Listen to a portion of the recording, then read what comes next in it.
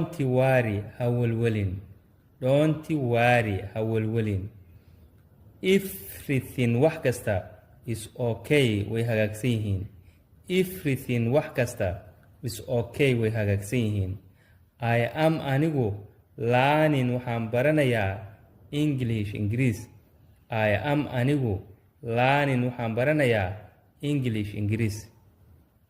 I like waan ka helay your idea fikradaada. I anigu like waan ka helay your idea fikradaada.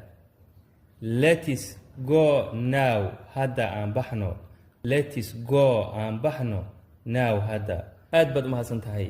haddii aad jeceshahay casharo dhaadheer oo la xiriira barashada Ingiriiska, soo booqo xarunta aan ku leenahay YouTube-ka oo markaasi subscribe saaro si aad u hesho casharo joogto ah oo markaasi tixana ah.